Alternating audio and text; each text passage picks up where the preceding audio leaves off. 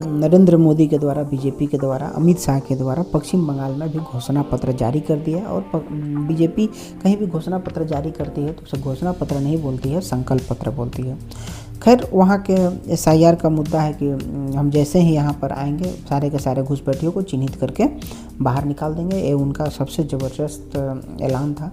यह चीज़ हमें लगा, लेकिन हम देखते हैं कि आज बीजेपी भी बहुत सारे राज्यों में यही बोलती है कि हम आएंगे तो युवाओं को इतना रोजगारी भत्ता देंगे, बेरोजगारी भत्ता, महिलाओं को इतना पैसा देंगे। यही चीज़ हमको सबसे ख़राब लगती है कि पैसा का लालच तो देना ही नहीं चाहिए। और हम समझते हैं कि आज बीजेपी के रहते देश में कितना विकास हुआ है, बीजेपी किस प्रकार से काम कर रही है। लेकिन सबसे ख़राब लगता है ना कि बेरोजगारी भत्ता के नाम पर, महिलाओं को भत्ता के नाम पर अनेक प्रकार से ऐसे मतलब की जाती है और पैसा दिया जाता है, 2500, 3000, 1500 इत्यादि।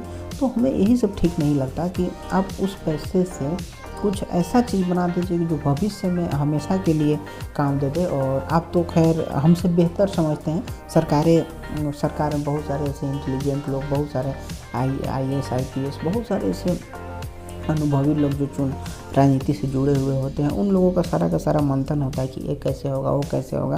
लेकिन सबसे ख़राब हमें लगता है कि जो भत्ता के नाम पर लोगों को 2000 3000 दिया जाता है ना, यही सबसे बड़ी कमजोरी है और सबसे ख़राब है।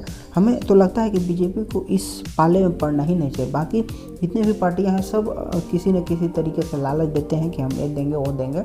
लेकिन ये जो भत्ता वाला सिस्टम है, बेवजह का घर पर बैठ करके लोगों को पैसा मिलता है, वो बहुत ही खतरनाक है।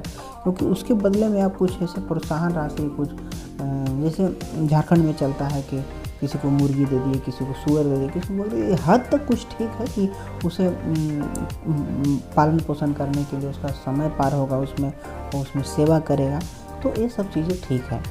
तो ठीक है दोस्तों, हो सके हमारी ओपिनियन थी। और इसको अधिक से और भी हमारे वीडियो को देखने के लिए हमारे चैनल को सब्सक्राइब करें। ठीक है, चलते हैं। जय हिंद, जय भारत, भारत माता की जय, जय श्री राम।